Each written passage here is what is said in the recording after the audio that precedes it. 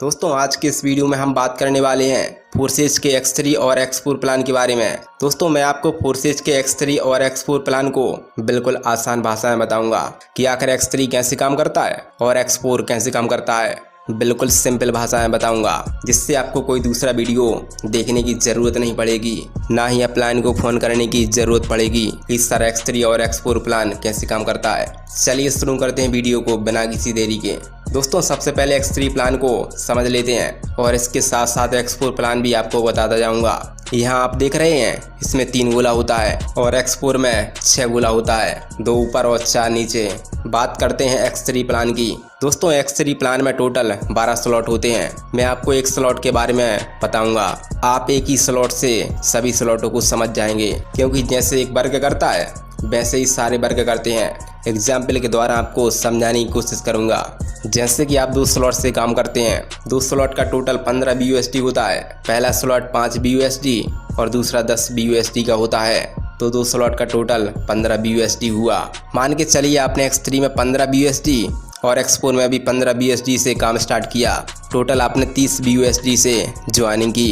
अगर आप इसी सेम अमाउंट से लोगों को ज्वाइन करवाते हैं तो आपको क्या फ़ायदा होगा, चलिए समझते हैं। सबसे पहले अगर आपने एक व्यक्ति को ज्वाइन किया फर्स्ट टाइम 30 BUSD से, तो आपको 15 BUSD अर्न हो गया। मतलब आपने 30 BUSD से ज्वाइन किया था, लेकिन उसी सेम अमाउंट से आपने दूसरे व्यक्ति को जोड़ा तो आपको 15 BUSD अर्न हो गए। लेकिन ये गोला यहाँ पर आ जाता है। ये गोला आपके अपलाइन, डाउनलाइन, क्रॉस लाइन कहीं भी जा सकता है। 15 BUSD आपको दिया, 15 BUSD कहीं और चला गया। दोस्तों मैं यहाँ X3 और X4 प्लान को एक साथ समझा रहा हूँ।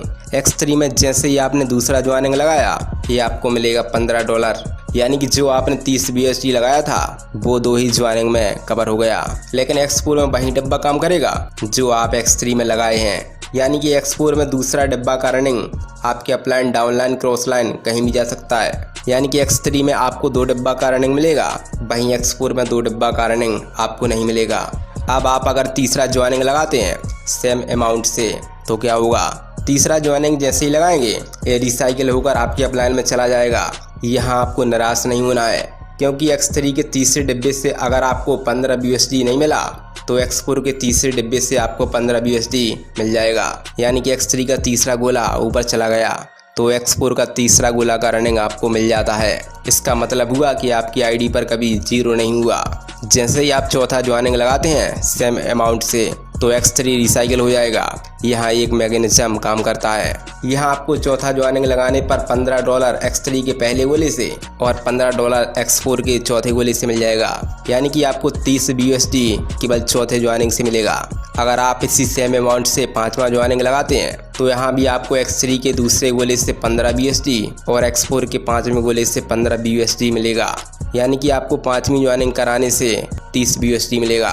अगर हम 6वीं ज्वाइनिंग की बात करें तो यहाँ फिर से रिसाइकिल हो जाएगा।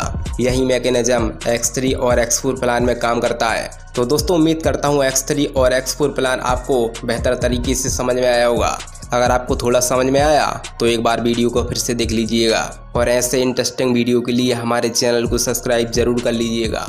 मिलता हूँ आपसे अगली वीडियो में।